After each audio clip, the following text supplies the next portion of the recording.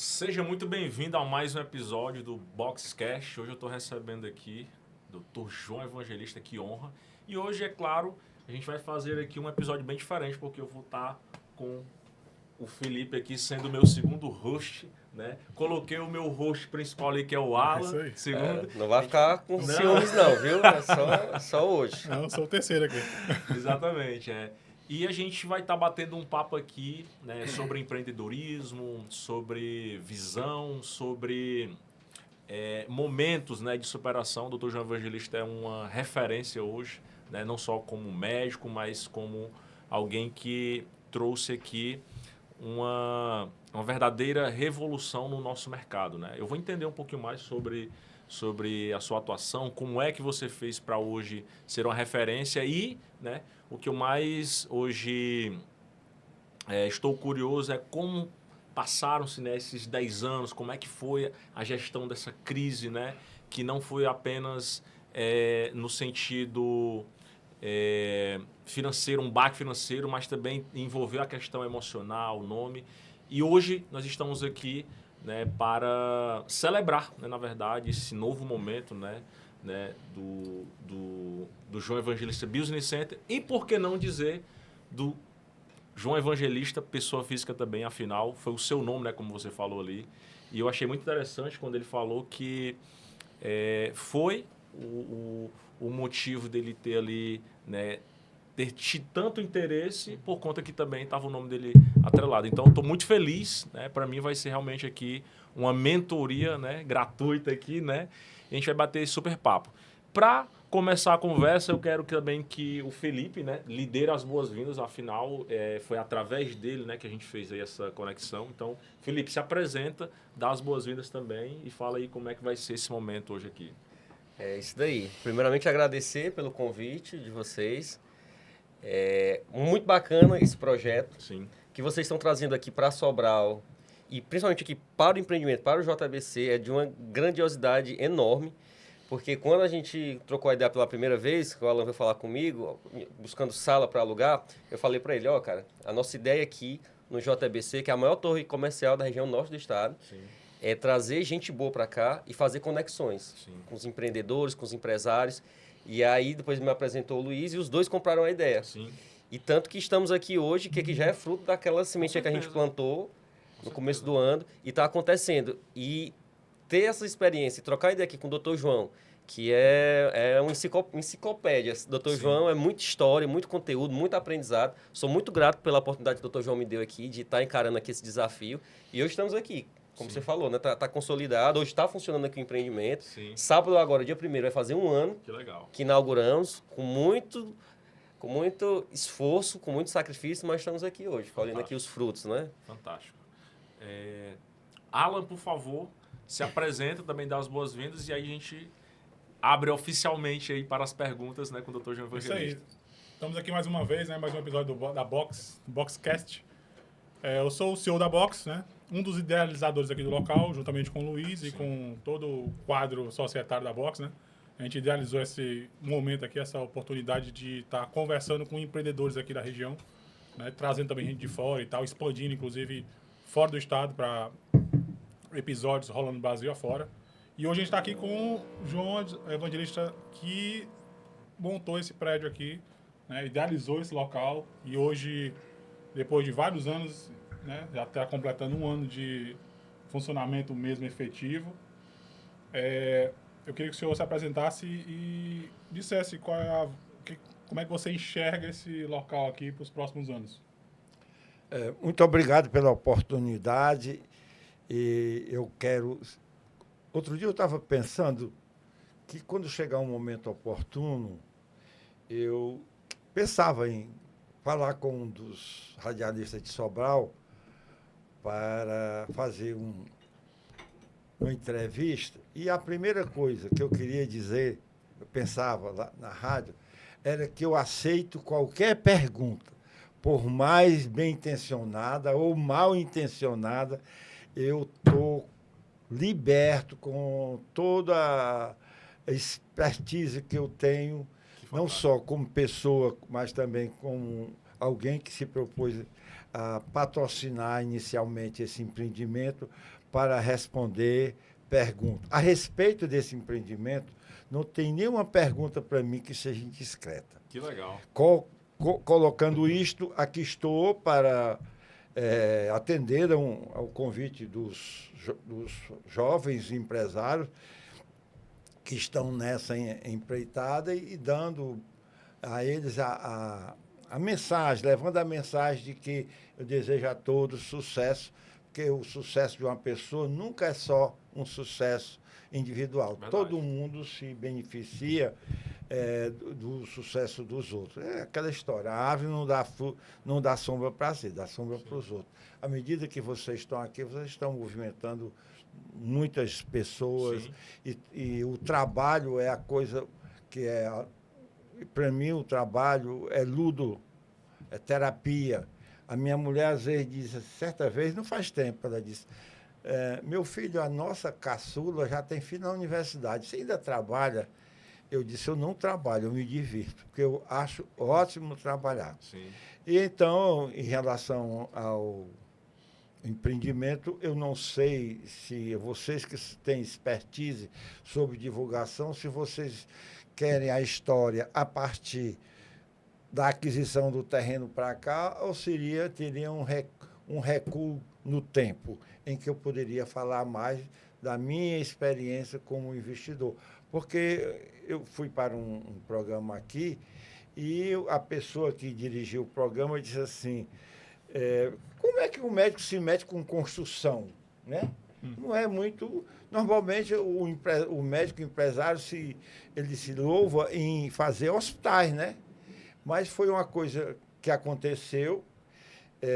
Eu comprei um terreno para fazer minha casa, por uma quantia de 55 mil, me lembro como se fosse hoje lá um lava-jato, e paguei o terreno e fui me preparar, juntar dinheiro para construir uma casa.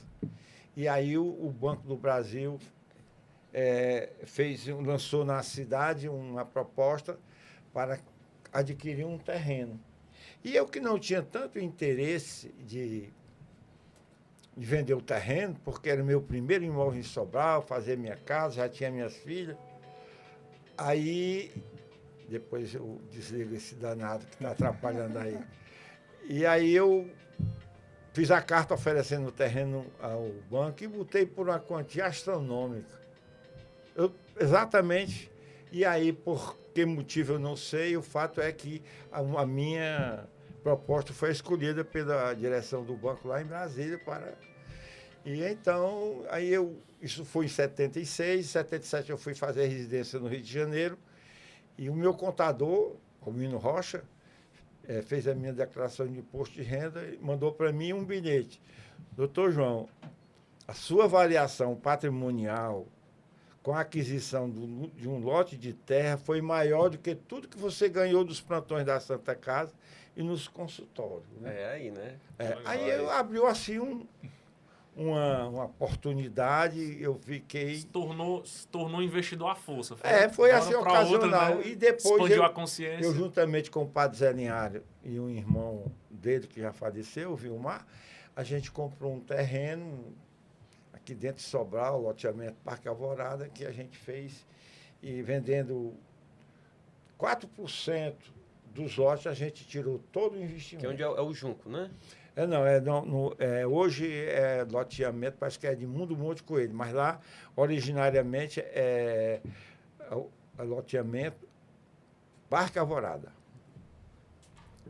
E então, daí eu fui comprando, entrando no negócio de imóvel, fui me dando bem, gostando, e até que um dia eu adquiri esse terreno, que era da Coels, e fui convidado por um rapaz aqui de Sobral, o Valcleito Viana, para conhecer um pessoal em Fortaleza.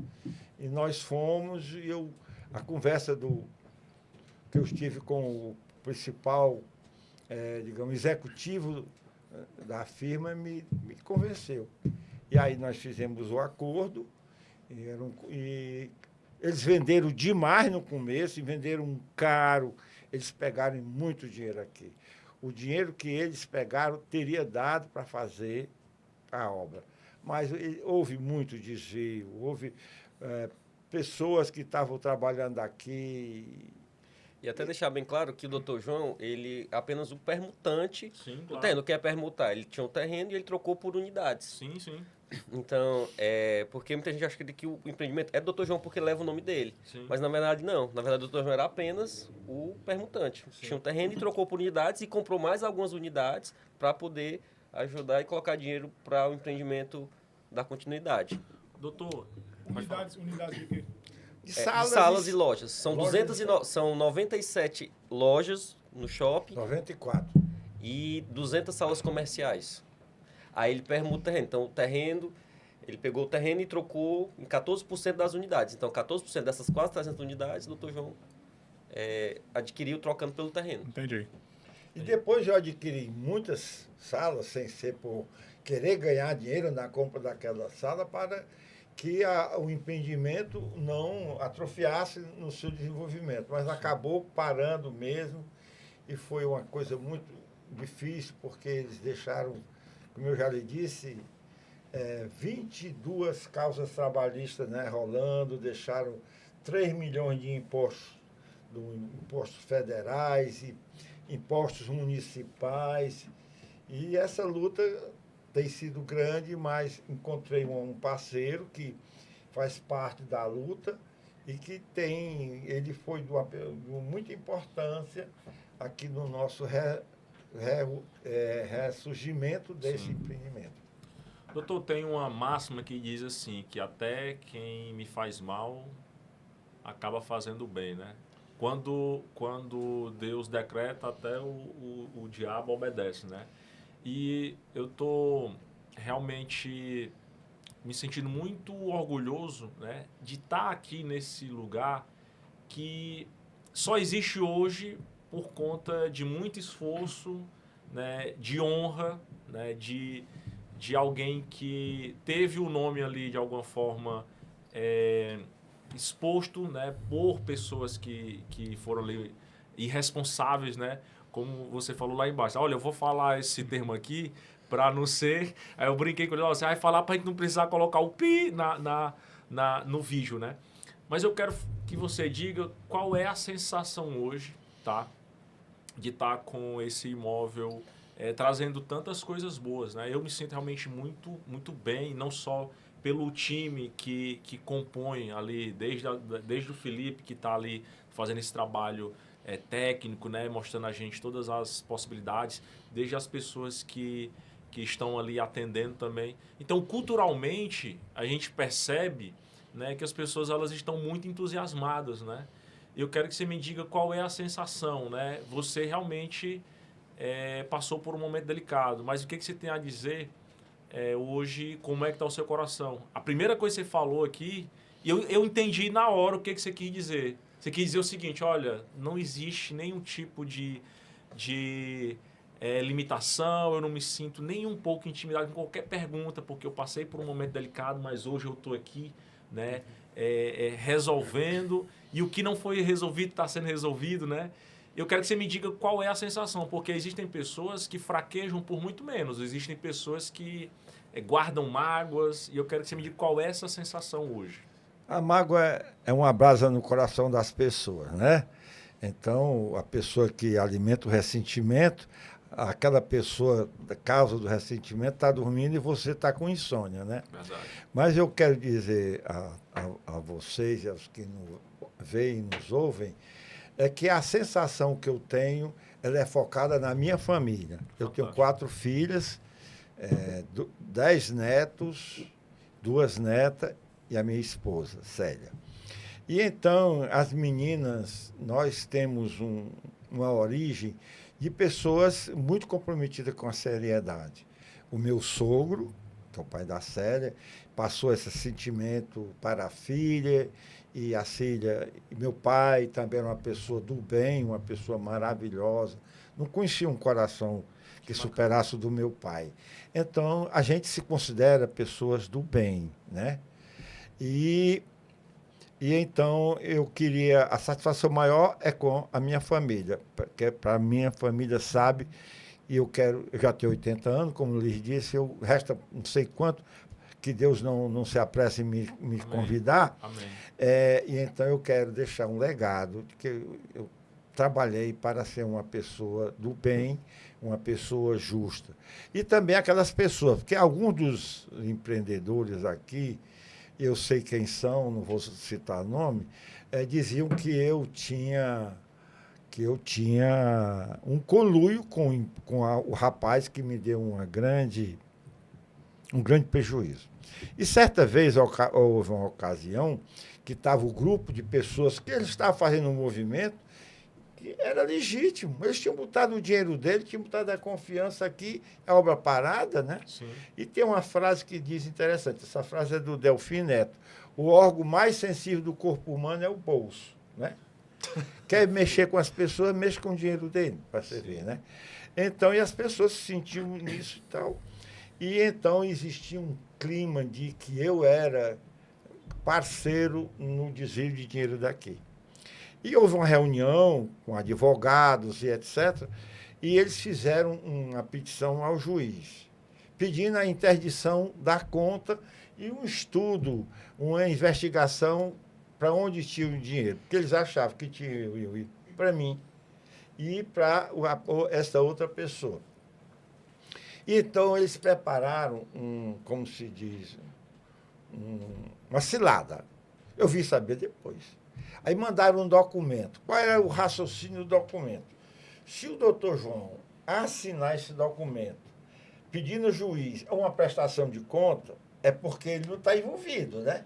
Sim. Mas se ele se negar a atender, a assinar essa solicitação ao juiz para mandar saber quanto foi depositado na conta da empresa e como foi gasto esse dinheiro, aí dava para saber de que lado eu estaria. Sim. Aí mandaram uma pessoa, todos lá reunidos, e eu nem sabia que por trás daquilo ali tinha um lance de pesquisa, de hombridade, de honestidade. Eu assinei na melhor das boas intenções. Quando chegou lá, que eu pedia, com outros que também tinham dinheiro aplicado aqui, aí, bom, se ele pede uma prestação de conta, a abertura da conta da empresa, é porque ele não pegou em dinheiro. É o famoso quem não deve, não tem. Pois é, exato. Aí, com isso aí, a coisa melhorou.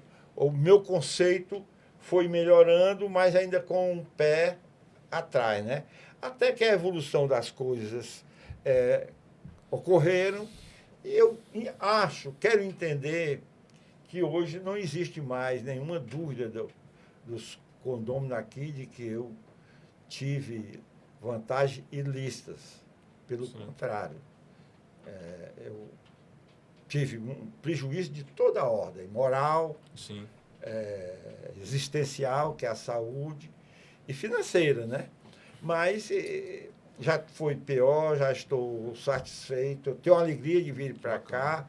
Teve um tempo que o meu gosto não passava nem aqui, nem na calçada. Sim. Hoje eu estou amando isso aqui como coisa, né?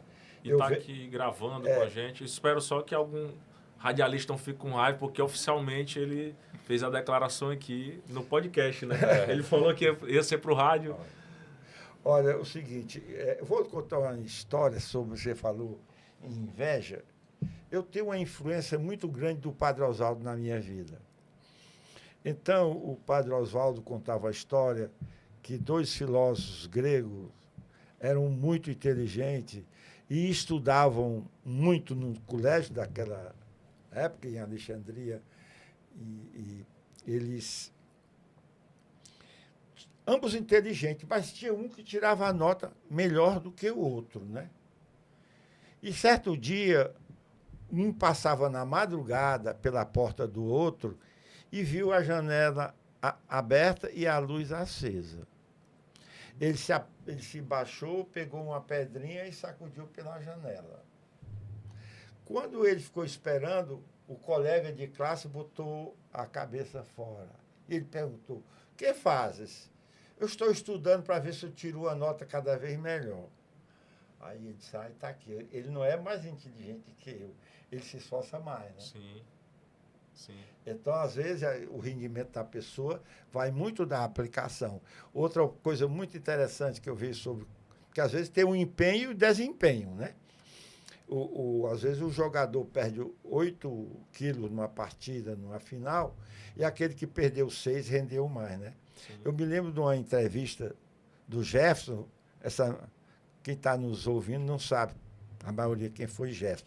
Jefferson foi o maior jogador para lançar uma bola, né?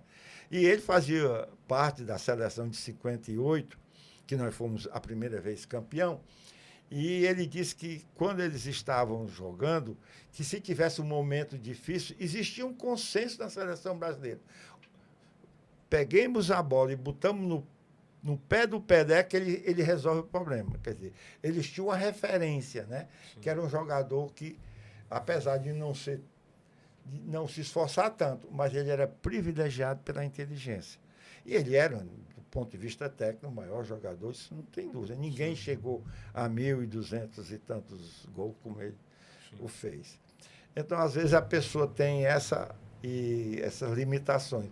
E as pessoas, tem outra coisa que eu gosto muito, você me julga com o coração que você tem. É verdade. Inclusive, Freud também fala sobre isso, né? Que é a lei do espelho, né? O padre Sadoc, uma virtude cultural expressiva, uma vez disse assim: João, o homem julga o outro com o coração que tem. E se ele rouba, ele acha que todo mundo rouba. Verdade.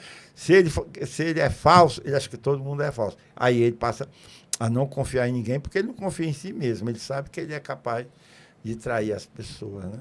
Interessante isso aí que você falou, eu lembrei agora. Grande abraço, David, tá? E isso aí pode servir para as pequenas e para as maiores coisas, né? E eu lembro quando eu saí com meu irmão, a gente ia para a serra, a gente adolescente, aí eu não tinha paciência de ficar com o meu capacete aqui no braço. Aí eu chegava para a primeira barraca que eu vi ali de cachorro-quente, eu falava assim, tem como você ficar com o meu capacete aqui só enquanto eu vou pra festa ou na volta eu vou ainda como um sanduíche? Aí o meu irmão ficava com o capacete aqui a noite todo dia no braço e ficava falando assim, como é que tu fica aí incomodando o pessoal, rapaz? Eu falava pra ele, cara, é porque eu não me importo de fazer isso por alguém. Tu tem o teu jeito aí que tu é meio incomodado, né?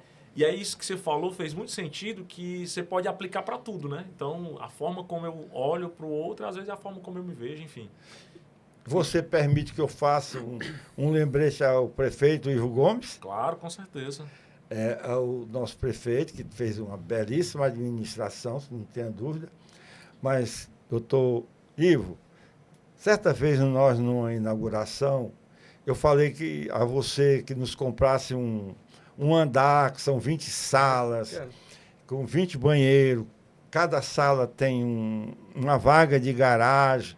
E a gente está precisando de ajuda para terminar. Não imagino quanto é que nós já pagamos aqui de imposto. E dirigindo-me novamente ao seu prefeito, a taxa de alvará daqui foi R$94 mil. Então, aí o prefeito disse naquela hora, que foi na inauguração da clínica dos filhos do Zequinha Fernandes, lá na Praça do Abrigo. Aí o doutor Ivo disse assim, quando tiver tudo pronto, não tiver mais pendências nenhuma, a gente pode conversar. Ele não se comprometeu, mas ele deixou uma luzinha no fim do túnel. Doutor Ivo, meu prefeito, a nossa dificuldade continua. Compre aqui um andar, são 20 salas, 900 metros quadrados de área, cada sala tem uma vaga de garagem, são 3 elevadores, e você, além de adquirir um bem para a prefeitura e localizá-los bem, você nos ajuda. Nossa dificuldade financeira continua muito grande. E eu espero que, com esta lembrança, você se relembre não diria o compromisso que você compraria. Você falou que, quando tivesse com a parte contábil, tudo resolvido, poderia ver isto. Fantástico. Pois veja com carinho. Você ajuda o seu município e ajuda quem está devendo. É uma via de vendedor. Duplo, né? O doutor João é um exímio vendedor, né? Aproveitando para fazer uma venda. Pelo menos, lembrando ao prefeito, né, Sim. Que aqui, eu acho que um andar aqui são 950 metros, um andar de sala varrida, como se diz, né? Sim. Pode fazer uma secretaria. Eu penso muito na Secretaria da Saúde, que é a minha área, né? Sim. E tem aí uma sala, nós temos dois andares, cada andar com 20 salas para vender a quem se proponha um ambiente grande, muito bem localizado. Muito bom. O prefeito Ivo está lançado aí a proposta, né? E realmente, indiscutivelmente, aqui é um lugar muito diferenciado. Quero fazer uma pergunta ao Felipe. Felipe, eu quero que você fale, né? E aproveitando, né? Já pode fazer uma pergunta para o doutor, por favor. Mas eu quero que você fale assim, o que se passou na sua cabeça, o que pesou também, né, em você ter encarado esse desafio, né? Porque é uma obra colossal, a gente pode dizer assim. É um projeto muito desafiador e também, é claro, tinha essas questões também que, graças a Deus, hoje o Dr. João Evangelista é muito bem resolvido e você também, né? Mas como é que foi também entrar em um desafio que tinham tantas questões ali emocionais, né, envolvidas, e como é que fez ali você para estar administrando, estar entregando, né, e ao mesmo tempo, né, ter essa projeção que eu acredito também que foi positiva, porque você já sabia da sua capacidade, né, mas como é que foi para administrar tudo isso e o quanto também a figura do Dr. João pesou também para você, né, encarar isso? Quando a gente recebeu aqui o convite, foi o Dr. Nilton Parron, que ele é um médico, cirurgião plástico, ele tem unidades aqui, e ele já era nosso cliente, já tinha construído para ele algumas obras. E aí o Dr. Nilton me ligou, e é interessante que, antigamente eu passava aqui em frente, eu vi a obra parada, que passou mais de 3 anos parada a obra, era um elefante branco, né, que para Sobral, e eu lembro que eu passava em frente, eu falava com o meu sócio, né, com o Davi, eu falava, Davi, não sei porquê, mas algo me diz que a gente vai resolver isso daqui. Não sei porquê, mas algo me dizia, sendo que eu não tinha contato, não conhecia o Dr. João, não tinha contato com ninguém daqui. Mas eu passava em frente e falava, rapaz, não sei, mas algo me diz que vai... Que legal. Algo me diz que a gente vai entrar aqui de alguma forma e a gente vai resolver isso daqui. E aí eu lembro que era uma manhã, era uma quinta-feira. Aí o Dr. Nilton me ligou. Aí o Dr. Nilton me ligou e falou, ô Felipe, e aí, tudo bem e tal? Aí falou da obra, explicou como é que estavam combinando para poder retomar, porque o que é que foi feito, né? O Dr. Nilton, o Dr. Roniel, que são outro adquirente, juntamente com o Dr. João, se juntaram, né?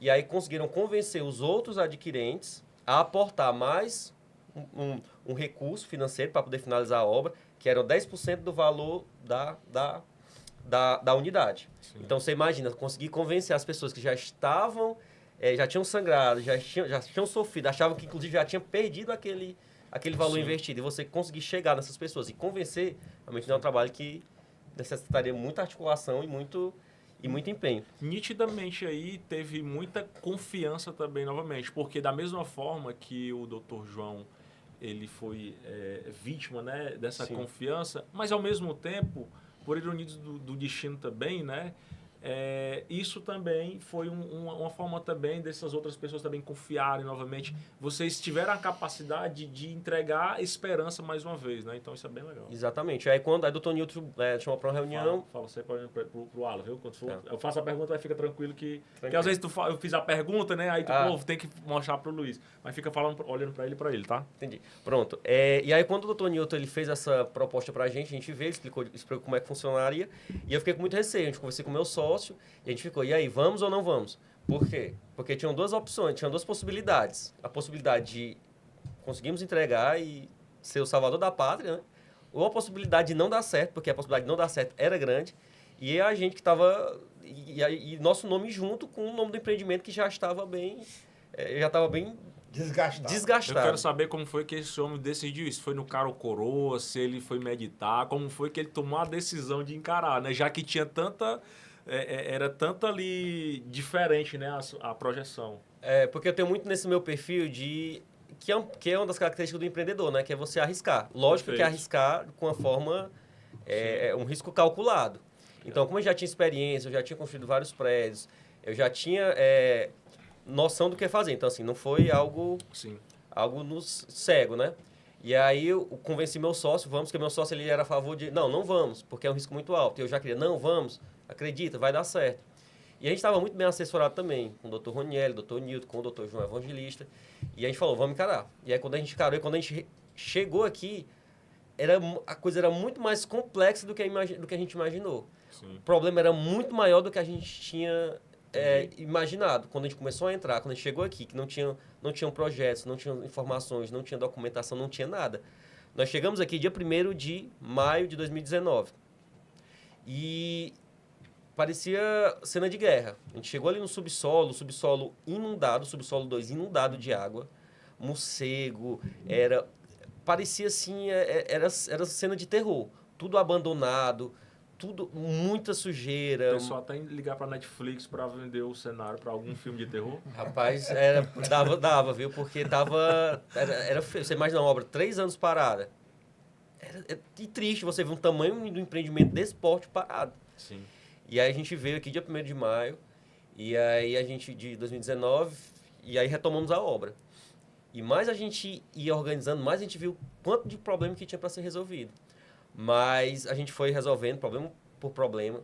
Fomos conseguindo, que era o maior problema, assim, o mais desafiador naquele momento era justamente convencer aqueles adquirentes, trazer a esperança para eles de volta, para eles aportarem o recurso. Ou seja, a dificuldade essencialmente era os recursos, porque ninguém conseguia vender uma sala do empreendimento. Sim. E eu aproveito a oportunidade do relatório que ele está fazendo, e aí ficou combinado que eu aportaria 5 milhões. Isso. Aí eu botei na obra, a partir desse momento eu botei 5 milhões, que era uma prestação de 166 mil por mês. Exato. Né? Aí nós conseguimos captar de recursos para retomar o investimento. Nós conseguimos 2 milhões e 600 com os demais investidores, que aí totaliza em torno de uns 40 investidores. A gente conseguiu em torno de 2 milhões e 600 e o Dr. João colocou mais 5 milhões. E aí a intenção, então, era o quê? Era terminar tudo, porque ainda tinha algumas unidades para serem comercializadas. E aí com a intenção era, vamos retomar. E aí a gente pega essas unidades que estão disponíveis e vamos comercializar para poder terminar tudo. Só que aí, quando a gente foi entrando a gente retomou tudo, porque aqui é o shopping e a torre comercial. E aí nós retomamos tudo. Só que era tão complexo que a gente tomou a decisão de falar, não vamos vender. Por quê? Porque a partir do momento, quando o Dr. João falou, a partir do momento que nós comercializamos, aí passa a responsabilidade para a gente. Boa. E aí foi quando a gente tomou uma decisão que foi muito... Foi estratégica, eu diria. E muito delicado, boa. né? Assim, eu digo assim, porque para vocês tomarem essa decisão, vocês tiveram que ter uma projeção também, né, do que vocês iriam fazer. Sim, né? exatamente. E aí a gente tomou uma decisão. A gente começou shopping e torre comercial ao mesmo tempo. A gente falou, olha, vamos entregar vamos entregar pelo menos a torre, que já tem um recurso aprovisionado e a gente consegue concluir, e depois a gente vê a questão do shopping. Sim. E aí foi quando a gente tomou essa decisão, e que foi a melhor decisão. Então a gente Sim. concluiu a torre comercial, e hoje estamos aqui com ela em funcionamento, e aí o shopping a gente deu uma parada, e as pessoas que tinham comprado unidades no shopping, a gente foi negociando uma a uma para trocar pela torre, para poder já resolver a situação deles. Sim. Então, assim, a gente conseguiu, hoje está inaugurado, a documentação está com alvará com habits, com alvará de funcionamento. Tem só essa questão aí da escritura definitiva, escritura e registro definitivo das unidades, que já estamos resolvendo, que isso aí também é reflexo da antiga gestão, por conta de um processo trabalhista antigo, que estamos resolvendo, acredito que daqui 2, 3 meses está resolvido, e aí consolida tudo, né? E passar tudo que a gente passou, pegou a pandemia também, que foi outro... Eu já ia perguntar sobre isso, né? Que foi outro desafio, não só para a gente, né, mas para o mundo, né? E a gente ter conseguido superar. E hoje está aqui, sentado aqui numa sala que está funcionando, fico olhando aqui para a sala, para o ambiente, fico, poxa, que bacana. Sim. Porque a gente lembra lá, dia 1º de maio, quando a gente chegou aqui, terra arrasada, e agora está aqui num ambiente desse bacana, fazendo a função social do empreendimento, que é isso daqui, né? Sim. Que é isso que a gente está fazendo aqui. É muito gratificante. E aí a outra pergunta que você falou, né? Em relação ao Dr. João. Foi uma escola para mim, esses 5 anos que a gente trabalha junto. E é uma escola, porque vocês estão vendo aqui, né? Como eu falei para vocês, o Dr. João aqui, vocês vão aprender muito com ele. Porque é muita experiência, é muita história, muita coisa que tem para a gente aprender. E aí com o Dr. João não foi diferente. Assim, o que eu aprendi com o Dr. João, para além, né, de resolver aqui esse problema, mostrou, ele deu a palavra dele, vou resolver, porque, reforçando aqui, ele não era dono do empreendimento, ele era o permutante. Mas aí os donos foram embora, foram para Fortaleza, abandonaram tudo, e aí foi o Dr. João que foi lá e aportou recursos financeiros para poder A maior parte do recurso financeiro ele aportou para poder resolver. E hoje está aqui, tá resolvido. Deixa fazendo aí, pegando o gancho, como dizem os entrevistados e entrevistadores, do que o doutor Felipe falou, eu quero mandar um recado, não é recado, é um comunicado aos que fizeram os mútuos, que nós temos aquela reserva de sala, que oportunamente essas salas serão vendidas quando o preço estiver mais elevado, e o dinheiro será rateado na proporcionalidade daqueles que aportaram, né? E a gente tem esse compromisso com aquelas pessoas que nos ajudaram para que isso aconteça, né? Então, quando houve... eu fiz um aporte inicialmente de 5 milhões, que quando eles chegaram aqui, eu já tinha pago umas 12 ou 14 causas trabalhistas, que eu fiquei aqui sozinho um ano, né? Só mantendo os vigias e as causas trabalhistas chegando e eu respondendo. Porque no contrato inicial tinha uma cláusula que era... eu assinava como... tem um nomezinho jurídico... Era anuente, né? Anuente. Então, anuir é concordar. Sim. Né? No vocabulário. Mas acontece que, para a justiça, era concordar e se responsabilizar também. E quando a justiça tem isso, o juiz vai pegar quem? Daquele bloco que era as pessoas, que eu não quero citar o nome aqui, para não prejudicá-los, disse, esses aí não tem nada, o doutor João tem algumas coisas. Né? Nossa. E aí veio tudo para cima de mim. Teve um mês que eu recebi 29 citações do juiz, né? 29 processos. E então, aí um dia aconteceu, o advogado que tocava aqui o serviço pediu que não queria entregar, já tinha contribuído e realmente ele teve a sua importância histórica, né? Porque ele concebeu, né? Ele liderava um grupo de pessoas que tinham comprado, que estavam no prejuízo, inclusive o próprio, né? Eles tinham toda a razão de fazer aquilo, né? Agora, a única coisa que eu me achava injustiçado é porque todos sabiam que eu era o grande prejudicado da história, eu não tinha tirado vantagem nenhuma, nem que gostaria. Então, aí, isso aconteceu.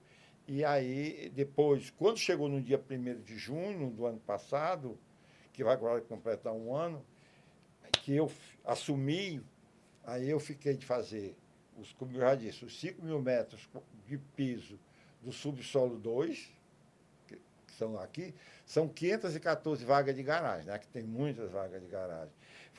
Um elevador, o piso está feito, o elevador está comprado, pago dentro de casa. E a parte elétrica dos 5 mil metros também, como eu já disse, estava muito próximo, 99%, falta só um quadro. O novo elevador vai ser do mesmo jeito do outro ali? Parabéns, viu? Tava falando. Quando eu entro, aí parece que eu estou dentro de um filme do Star Trek. E além disso, o senhor também negociou a dívida da Receita Federal e o passivo trabalhista, que a gente está falando de quase 5 milhões, essas duas contas aí. Então, e tudo isso. E então... Se houve um prejuízo, do ponto de vista financeiro, uma pessoa aqui que entende de comércio chegou para mim e disse, domingo atrasado lá em casa, doutor João, aquele prédio não vai lhe dar prejuízo, porque ali, hoje, o quilo de ferro, no tempo foi comprado a R$6 o metro, o quilo de ferro, e hoje está 25 a 26. Nessa faixa. Nessa faixa. Então, a saca de cimento era R$4, hoje é 30 e tantos, né? Mas isso aí, a maturidade faz você... Às vezes, as pessoas têm medo de envelhecer. E eu, como... Dizem que a pessoa só está velha quando deixa de sonhar, né? Sim, claro. Quando você não tinha mais projeto, você envelheceu, né? Sim. Você não produz. Então, mas as pessoas estão vivas enquanto sonham e... houve essa dificuldade, esse percalço, eu quero dar aqui um lembrete para todas as pessoas que estão aqui e os que estão me ouvindo. Principalmente aquelas pessoas que têm projeto de se envolver em investimento, né? Qualquer tipo, pequeno ou grande. A advocacia preventiva é muito barata, é quase de graça e fácil. A defensiva é cara, difícil e você não vai enfrentar só, digamos, a justiça. Para você ter uma ideia, como a advocacia preventiva é difícil. Este rapaz, que é o único que está ainda com direitos aqui do trabalho, a dívida dele, ele pleiteia 2 milhões, né, de indenização. Mas a justiça deixou disponível 200 salas. O prédio todo por uma causa. Aí você pensa, 200 salas são 9.000 metros. 9.000 metros de construção, mesmo assim, que é 45 milhões. E o juiz empenhorou 45 milhões por uma dívida de 2 milhões. 2 milhões. Ele penhorou o shopping também, foi tudo. Tudo. Tanto a torre quanto o Então, shopping. vamos supor que aqui ele penhorasse por 60, uma estrutura que vale 60 milhões, ele penhorou por 2. Então, quer dizer, você vê como a justiça ela é tendenciosa, né? Porque tem 3 tipos de justiça. A real, a política e a financeira. As influências políticas, existem aqueles juízes que são realmente retos, mas, infelizmente, a justiça é muito duvidosa. Bom, posto isso, com a renúncia do primeiro advogado que aqui trabalhou, eu me assessorei com uma advogada, né? E ela conseguiu algumas coisas interessantes, inclusive, e aqui vai o aprendizado. Eu não disse ainda o que eu quero dizer para os que me ouvem. Ela disse, doutor João, se eu tivesse sido seu advogado, pelo fato de você ter assinado que era anuente, você não tinha sido... O juizinho de Sobral, ele teria que repensar depois da segunda... Que anuir não é autorizar, anuir é concordar com o que está escrito no prontuário, no contrato. E lá não falava que você era o responsável, não. Dizia, E lógico que você já teria que que o terreno é concordar, seu, né? você tinha que dizer que Concordar, né? Lógico. o adquirente podia ler porque você concordava em ceder o terreno naqueles termos, né? Bom, mas são coisas passadas, mas para mim ficou o quê? O aprendizado. E outra também, doutor João, a questão de ter levado o seu nome no empreendimento, né? Isso aí eu já aludi que me faz estar aqui, eu já sofri por isso. Hoje eu estou resolvido, me considero uma pessoa bem resolvida na vida, graças a Deus. E eu acho que se eu posso falar em minha força, em fortaleza, eu tenho 2 coisas que me sustentam. É a minha relação com Deus, e a quem eu me prostro todo dia aos pés, e a minha família, né? Eu tenho a minha esposa, tenho 4 filhas, 2 são médicas, uma é advogada, o outro fez ciência da computação. Tenho 4 genros, todos médicos, né? Tenho 10 netos, desses 10, 5 fazem medicina e 2 fazem engenharia, direito. E tem aí uns atrás ainda aí que não chegaram a hora de entrar na universidade. Então, o meu grande patrimônio, primeiro, é minha consciência, né? Meu patrimônio pessoal, a minha consciência. Depois, a minha família, né? E as pessoas... A pessoa dizer que recursos não é uma coisa boa é uma hipocrisia. Mas você tem algumas coisas interessantes, porque você educa os seus filhos, você dá conforto, etc. Mas ele não é determinante da felicidade. Felicidade do homem, pelas minhas experiências, é como a receita de um bolo, né? Tem vários ingredientes, né? E então, você não pode pensar... Às vezes, a pessoa se lança ao buscar a riqueza como um sinal de felicidade. É bom? Mas não assegura a riqueza. Não estou falando de mim porque eu não sou rico, mas eu tenho uma experiência quando eu tinha 14 anos, eu vivia vendendo leite em cima do jumento, de porta em porta. E me formei em medicina, criei uma família, e estou aqui com 80 anos. Então, eu conheço a vida das pessoas, a vida aqui no Nordeste, desde a sua pobreza até a sua classe média, né? E isso me dá a visão de que eu não sou, hoje, me sinto realizado, mas eu não sou mais feliz do que eu era, vendendo leite, comboieiro, Que fantástico. vaqueiro, né? Estudante em Fortaleza do Liceu à noite. Então, tudo isso me dá a fortaleza de que é bom ter recurso para se ver, mas que não é a felicidade. Felicidade é família, é paz na família, é o marido, o pai que dá exemplo de pai, a mãe que dá exemplo de mãe. Eu tenho uma esposa que ela é toda, como se diz, enquadrada como uma mãe, no absoluto significado da palavra.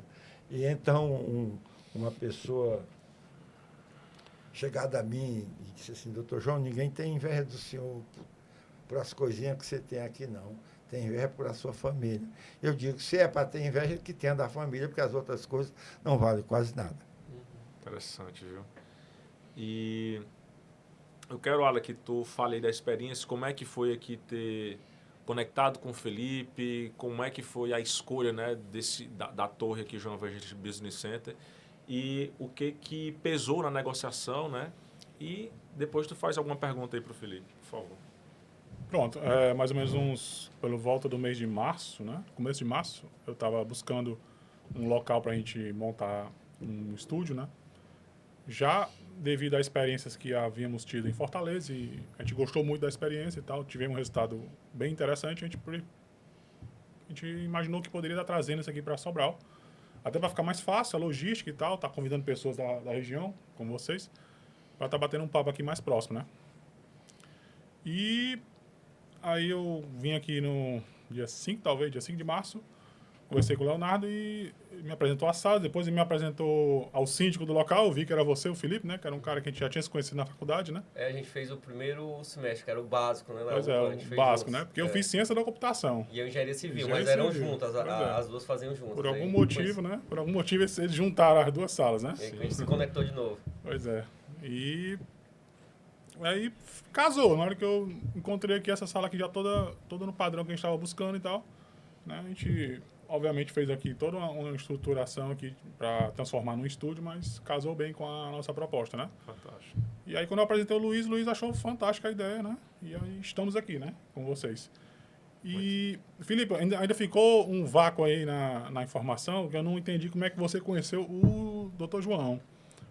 Ele abriu uma seleção, ele procurou uma empresa local para trabalhar, para descascar esse pepino para ele? O que foi que... Na verdade, ele cotou com outras... Ele até cotou com umas construtoras maiores, só porque era tão complicado aqui que as construtoras Ninguém grandes topou. queriam vir. Ei, doutor João. Nem esforço, Ei, né? doutor Nem João. dinheiro, nem esforço. Eu perguntei o lado que o Felipe queria ficar, ele falou que é bonito dos dois lados. Só falta agora ele dizer que você escolheu porque ele foi o mais bonito. Foi. Mas eu nem era careca na época. Eu botei cabelo Tá depois. ficando bonito, cada vez mais. Então não dá nem pra dizer que foi pela beleza. Não, na época eu Rapaz, era bem... Fazia Felipe, crossfit ainda, era magrinho. deixa eu me dizer como é que na minha cabeça está a sua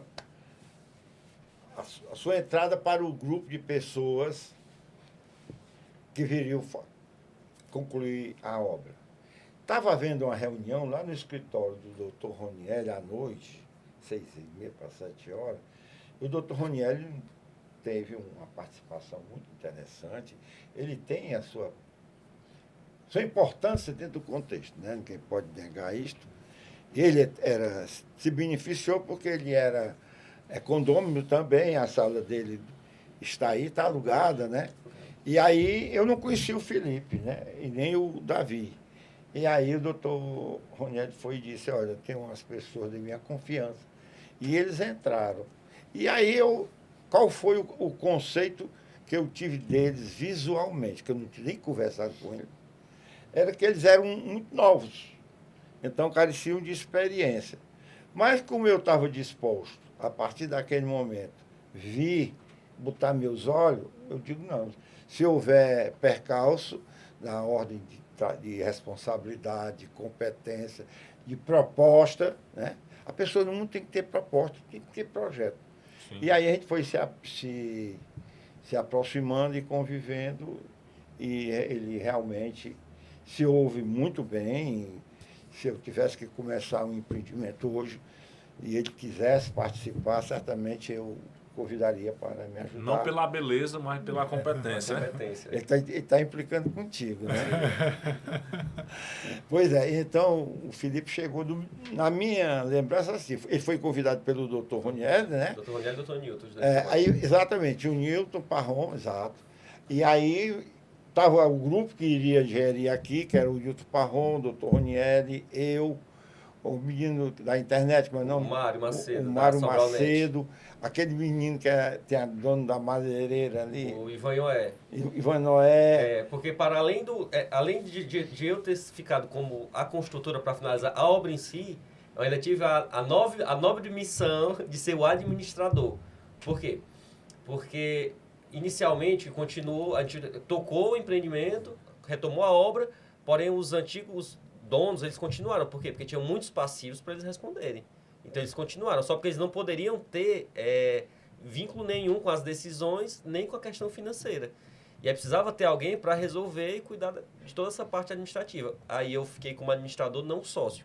Então toda a administração, assim, para além da obra, o empreendimento como um todo, eu fui no contrato social como administrador não sócio.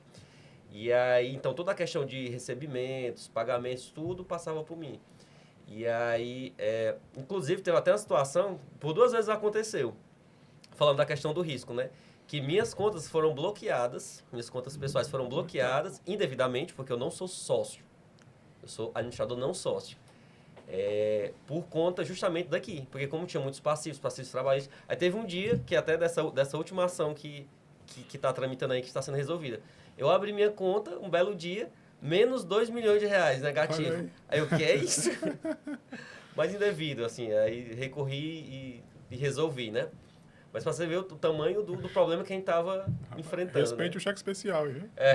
Para cobrir 2 milhões. Mas aí deu certo, inclusive eu fiz até a indenização. Bom, e eu estava falando sobre a equipe, né? Que foi que você chegou e Ele me espantou. O cheque especial não cobriu, não, cara. Teu cheque especial. Não. 2 milhões.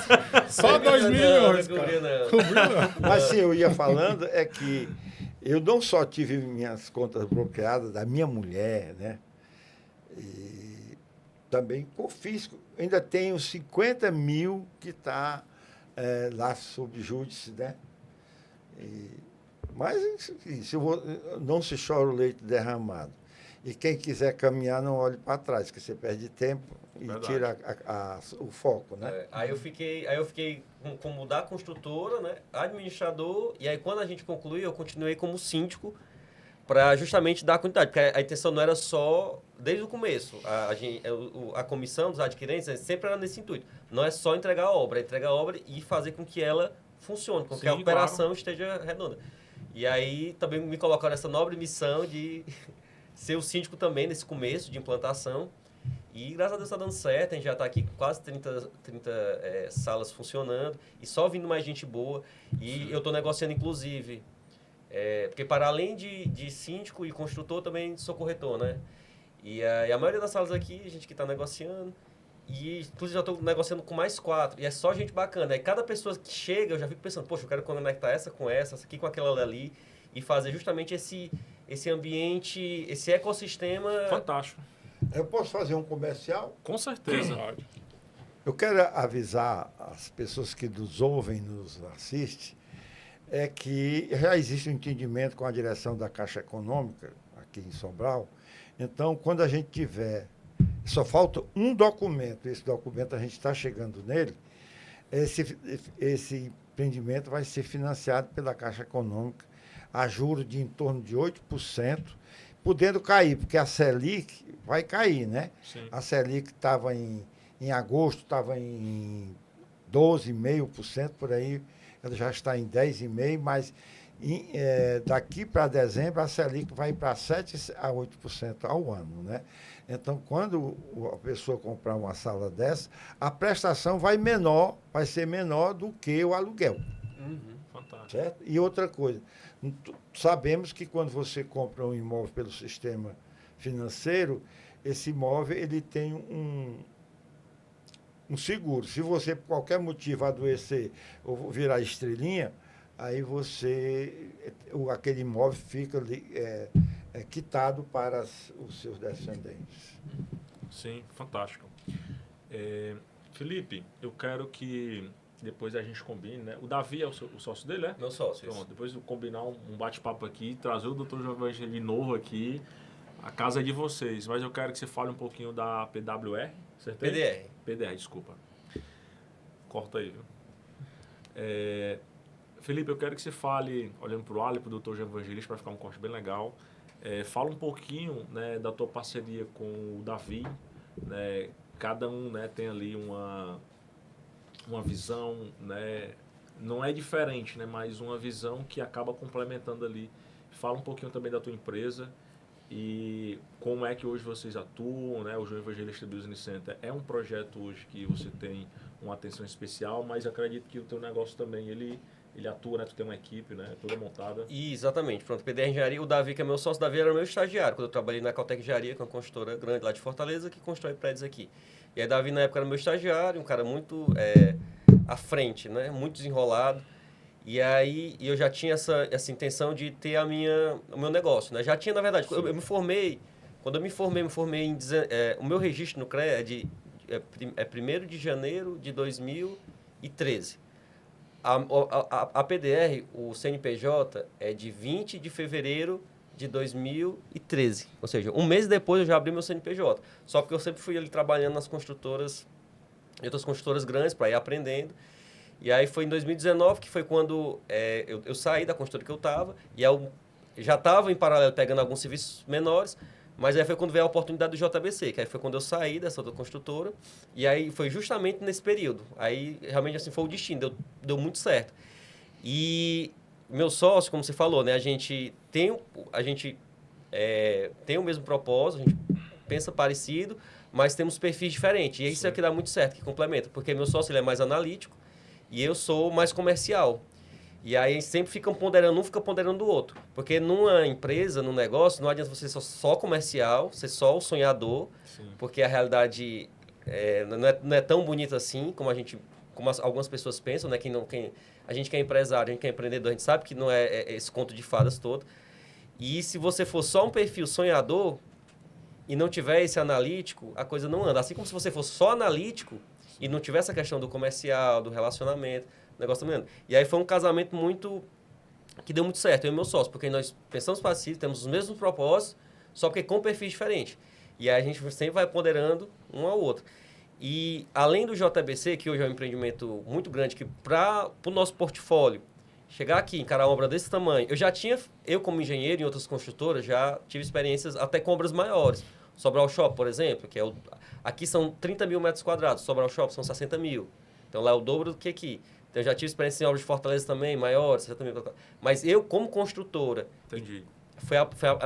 Para a PDR é um portfólio enorme. E outra, para além da obra grande, é o tamanho do problema que poucos resolveriam, e a gente resolveu.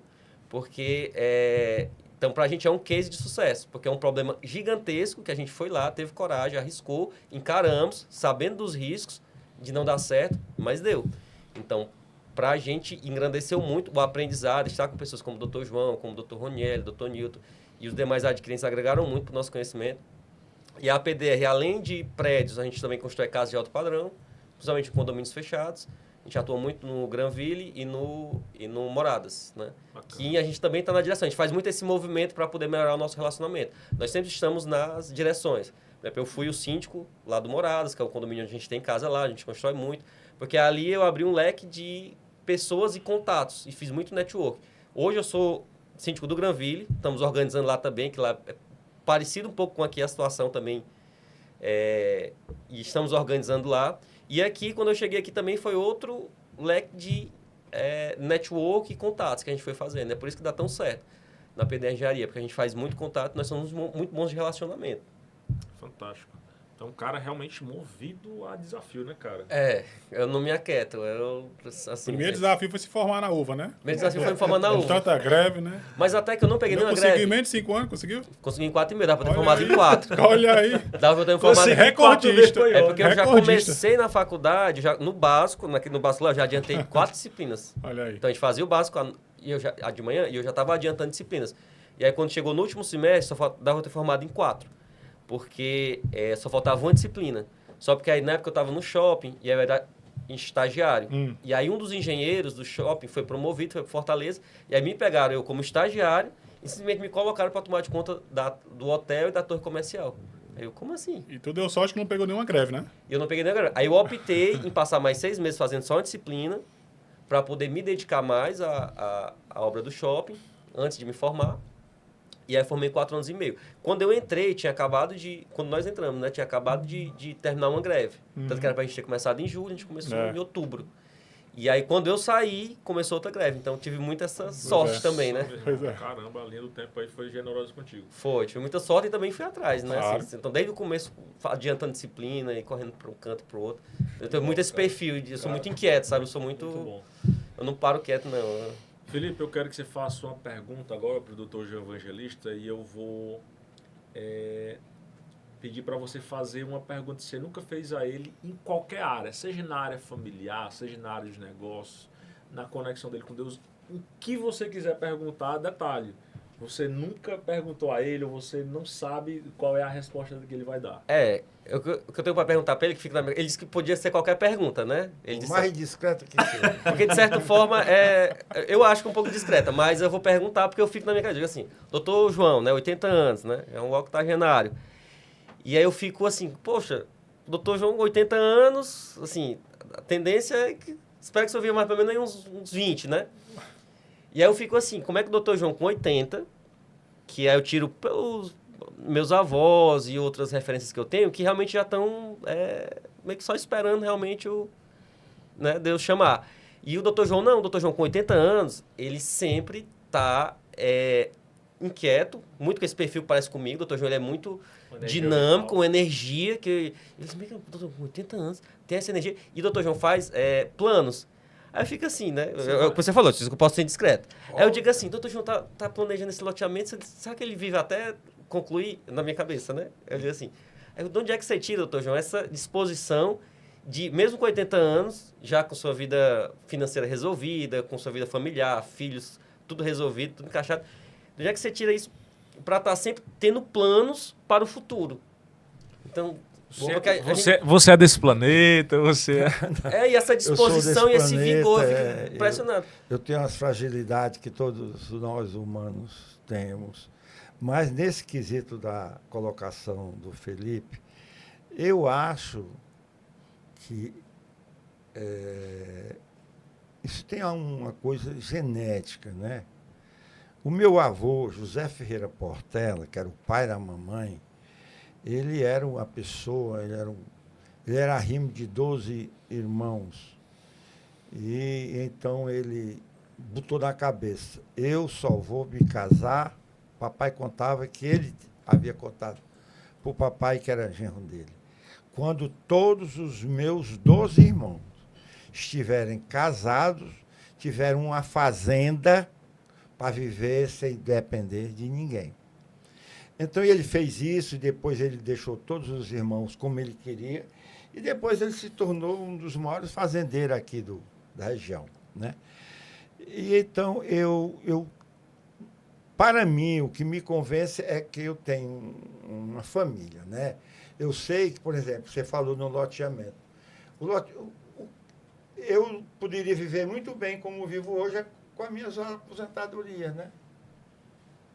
Então, e por que mas porque eu gosto e vejo o seguinte, às vezes eu estou ali, outro dia eu passei pelo primeiro subsolo, e eu vendo aquilo ali, eu digo, bom, isso aqui daqui a 10 anos, se Deus permitir que eu esteja aqui, pode ser amanhã, já não está, mas aí é uma coisa que transcende o que a gente imagina. Eu vejo que aquilo ali pode se reverter para... o conforto, a segurança, o bem-estar dos meus netos. Por que é que eu penso nos netos? Porque as filhas e os genros não precisam do que eu tenho, né? E por extensão, os próprios netos. Mas isso é do mundo, é um sistema universal. Eu estava lendo há uns 2 anos, que o Bill Gates, que na época ele era o homem mais rico, hoje não é mais, mas não é importante, precisava ser. É interessante que ele fosse o mais feliz, né? Sim. E não o mais rico. Sim. Então, eu vejo isso, que o meu sacrifício, que é um trabalho prazeroso, né? Eu não me violento quando venho para cá, né? Nem eu me violentei aqui quando a coisa estava com muita... Né? Era coisa nebulosa, eu não sabia como era, né? Sim. E uma coisa também que me ajudou muito foi o desapego, né? Quando o Buda dizia que o grande fator que dificulta a vida do homem é o nosso apego às coisas. Quando você se desapega, você fica mais liberto. E falei aqui sobre a experiência do Bill Gates, que ele disse que vai deixar... Olha, vou deixar só 100 milhões de dólares para meus filhos. Né? 100 milhões de dólares. O restante eu vou deixar para obras de caridade, né? Porque eles têm que lutar pelas coisas dele. Então, as minhas filhas são casadas. Então, elas mesmas, eles não precisam mais de mim. Até meus netos, eles não precisariam de recursos meus para se formarem, né? Bacana. Mas é uma coisa inerente da família. Eu não agrado só aos meus pósteros trabalhando atualmente, mas eu primeiro agrado a mim, né? Sim. Eu não tenho temperamento de ficar em casa com aquele pijamão abaixo do joelho, que parece mais uma bombacha, né? Então, eu sou inquieto por natureza, a minha família... Você vê que o Padre Zé Linhares, ele tem hoje 95 anos, e até 85 ele existia, ele era o superintendente do Conselho de Educação, né? Então, um homem já com 85 anos, naquela época, né? E ainda deixou lá, fez uma biblioteca, e ainda estudava inglês, estudava francês, estudava italiano. A nossa família é inquieta, né? Bacana. E então eu me dou bem com essa realidade. E você tem isso aqui, mas daqui a quantos anos você não tem mais nada? Eu não sofro porque ter que deixar. Por quê? Porque essa regra, ela é justa, né? Isso não acontece, tanto faz o A como o B. Todos terão o mesmo nível da horizontal, né? E se você pode deixar um patrimônio de valor que transcende, é o conceito que você foi uma pessoa do bem, você foi atencioso com a sua família, e nós só temos a obrigação de fazer aquilo que está ao nosso alcance, né? Se eu deixo uma coisinha, outra lá deixa bilhões, o mais importante mesmo é essa relação de família, né? Interessante isso que você falou, tem uma frase que diz assim, e eu vou lhe perguntar, na verdade, não é nem o que você acha disso, na verdade, eu já vi que você fez valer e você educou muito bem, né,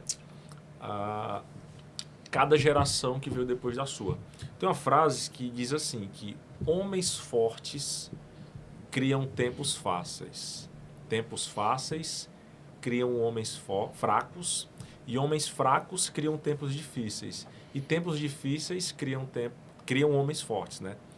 E Foi o discurso, eu usei isso aí no discurso da inauguração aqui. Foi? Foi. E aí... Muito forte isso aí. Pois é. E aí, pela sua fala, né, é nítido que, independente, né, de você ajudar, de você ter ali um recurso, essas pessoas você conseguiu educar e conseguiu fazer com que elas tivessem ali a dignidade de construírem ali as suas próprias histórias, né? No finalzinho, quando eu ia fazer essa pergunta, eu ia perguntar como você fez para fazer isso, né? E qual é o segredo para você dar poder? Quando eu falo poder, é um recurso para um filho, né, para um neto. É o exemplo? É algum tipo de teste que você, como líder, como patriarca de uma família, faz? Qual é o segredo por trás disso? Bom, o segredo para o sucesso da família é amor, né? Porque a criança, os que nascem em torno da gente, eu só tive filhas, minha mulher, nós nunca geramos um filho, então a gente se dedicou e elas sabem, elas contam com a nossa compreensão, o nosso amor, mas uma coisa muito importante que marca é exemplo. Se eu sou um pai de família que maltrato a minha mulher, que tem outras mulheres, que vive embriagado, que vivo assumindo compromissos financeiros, que pressiona a família para uma sua estabilidade emocional, isso é ruim. Então você tem que dar exemplo, você tem que amar e advertir a pessoa quando jovem a visão de futuro, né?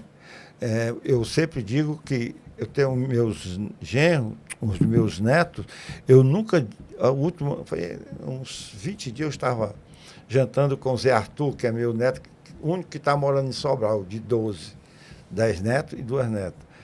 E aí eu perguntei, meu filho, você vai fazer medicina? Ele disse, nós estávamos lá no Macaro. Eu não sei ainda. Eu disse, olha, você vive no meio médico.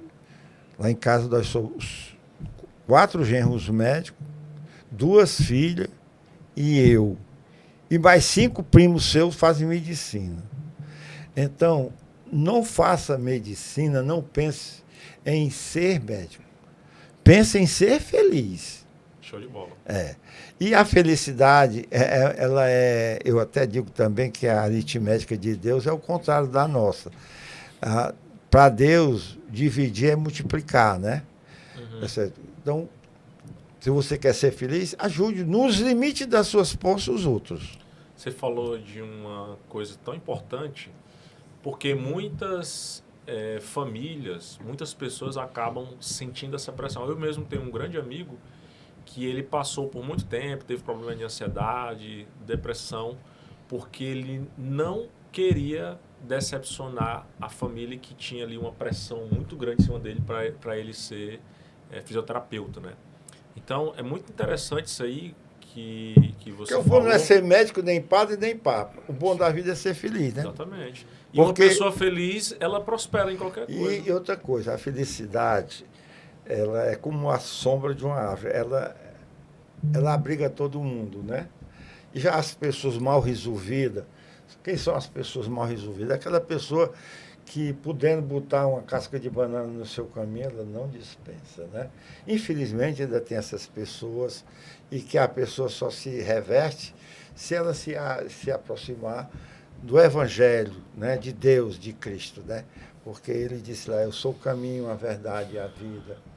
Então, pode lutar do jeito que você quiser. Se você não trilhar por o sentimento de partilha, de perdão, né?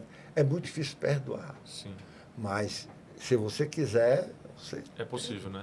Nós vamos finalizar esse episódio maravilhoso, o primeiro de muitos. Eu quero combinar aqui com vocês uma coisa.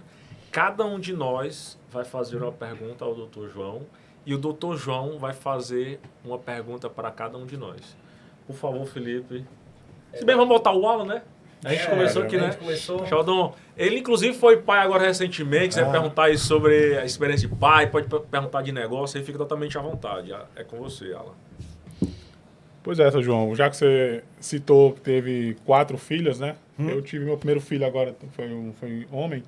O senhor sente alguma como você não se incomoda de fazer perguntas indiscretas, né? Não, mas de jeito nenhum. Você sente algum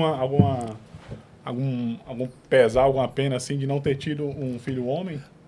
Olha, é o seguinte, eu tenho 4 filhos. Eu gostaria, para ser sincero, o homem da minha idade, ele não falta mais com a sinceridade, porque às vezes a gente falta com a sinceridade, porque aquelas têm a insinceridade que não prejudica ninguém, não é pecado, né? Claro. Eu gostaria de ter tido o filho homem, mas se por um lado eu não tive nenhum das minhas filhas, nem nós não prosseguimos, porque a minha mulher ligou as trompas em comum acordo comigo na quarta filha, que é a Lília, que é advogada.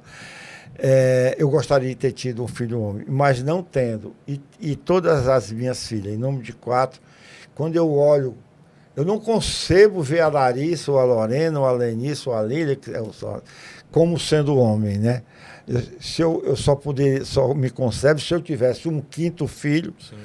E fosse homem, porque na realidade existe uma identificação na continuidade, mas eu gostaria de ter tido. Ser é frustrado? Não. Porque nas minhas filhas eu tenho todo o estuário para o amor. Bacana. E os genros ali também? Não, os genros, forma, né? os genros...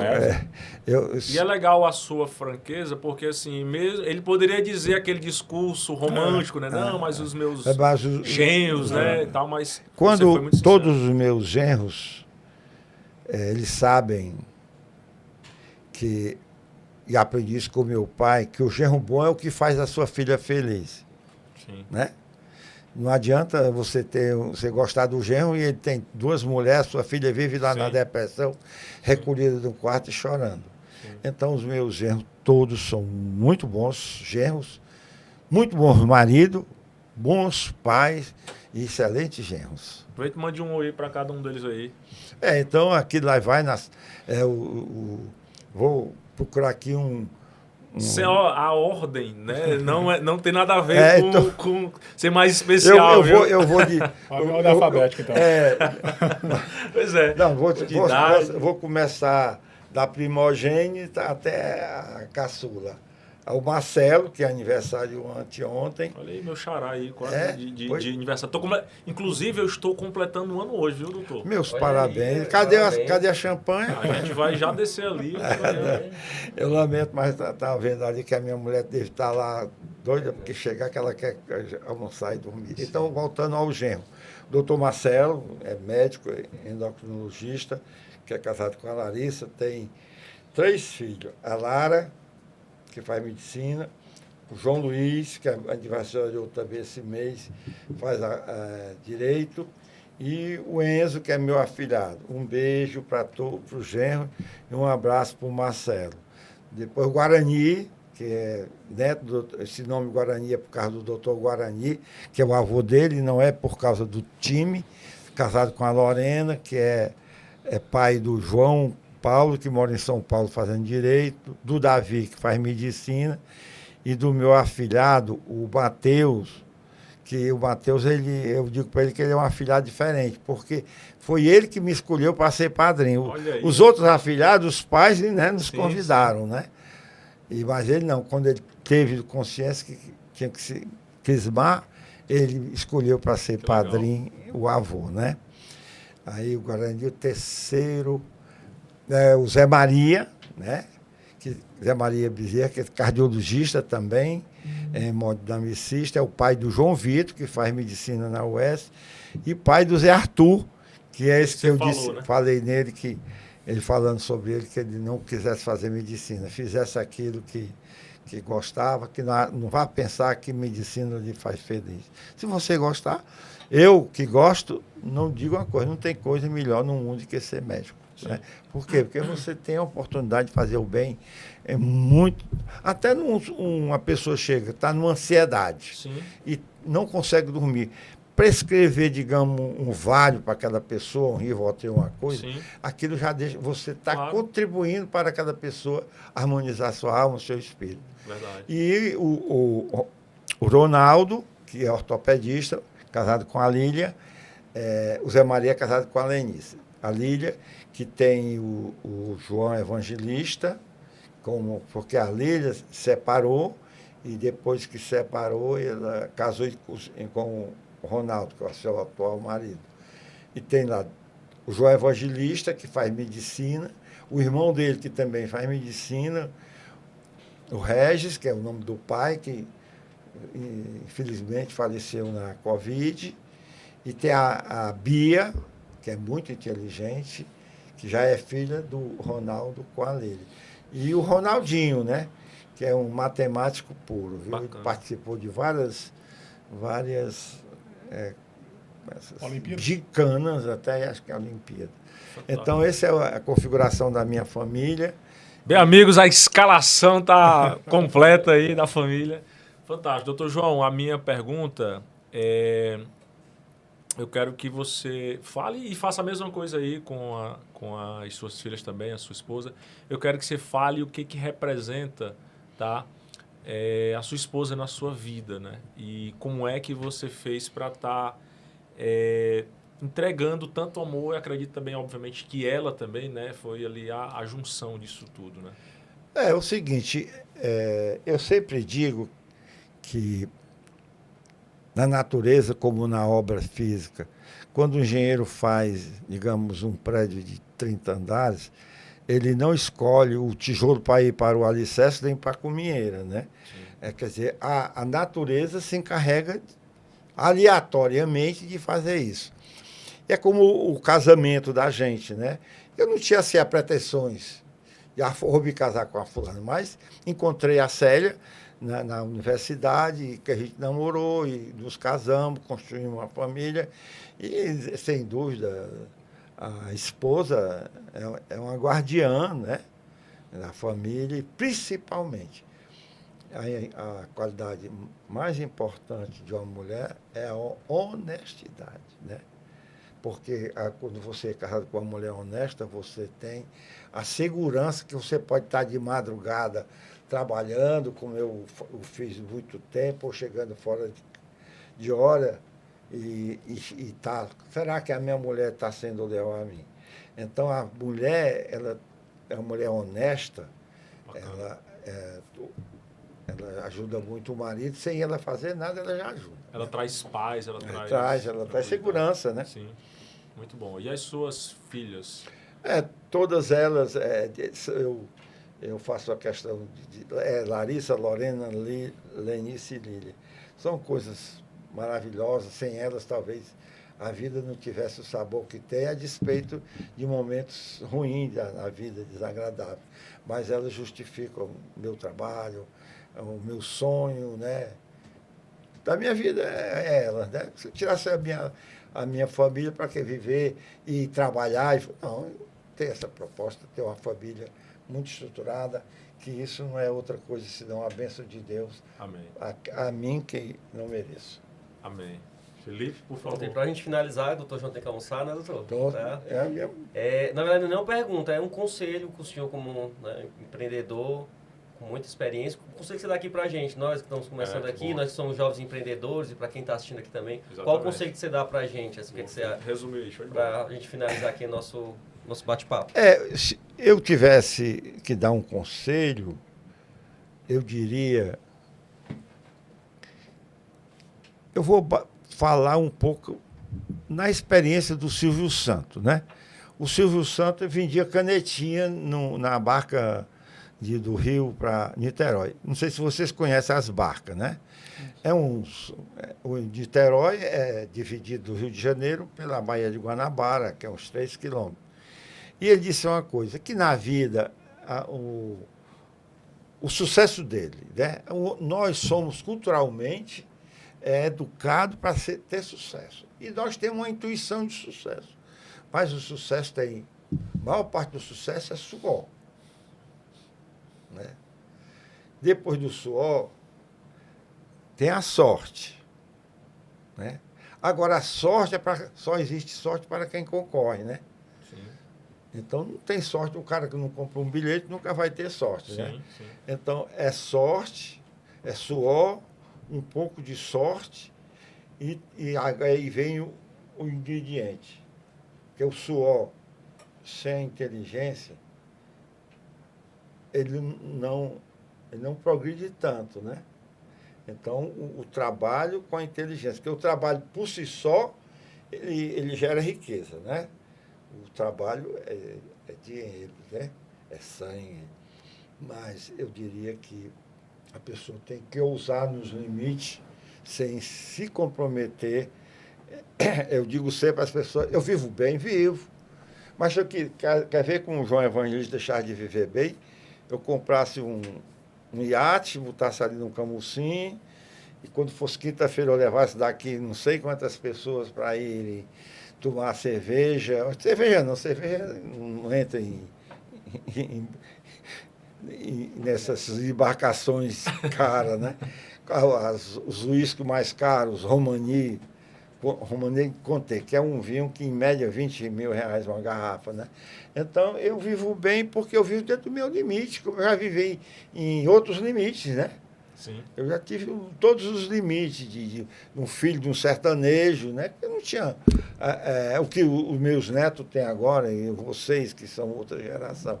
Então eu acho que a pessoa, o projeto de vida é antes de tudo ter compromisso com a verdade, né? Com a seriedade, né? Ter credibilidade. É mais fácil, é mais difícil fazer credibilidade do que fazer dinheiro. Sensacional. Esse foi mais um episódio aqui do Boxcast. Realmente foi muito bom. Nos surpreendeu aqui muito entender a história do Dr. João Evangelista. Receber esse cara fantástico que foi aqui o responsável por essa negociação. E logo, logo esse episódio vai estar na íntegra, tá? Mas a gente já vai adiantar ali os principais cortes. Inclusive você já está escalado aí para fazer a minutagem com a gente, viu? Escolher ali os minutos, tá bom? Faço questão. Alan Sheldon, finaliza também aí, né? Você também que aí tá como terceiro host hoje, viu? Eu sou o quarto árbitro. Sou o terceiro árbitro aqui, o bandeirinha aqui. Exatamente. Sou o bandeirinha aqui hoje. Doutor João, mais uma vez, muito obrigado, viu? E volte mais vezes, por favor. Obrigado. Outras oportunidades, se assim interessarem a vocês, Claro. eu poderei vir falar aqui um pouco. Com certeza. Você aceita água, mais um expresso? Não, só água. Água.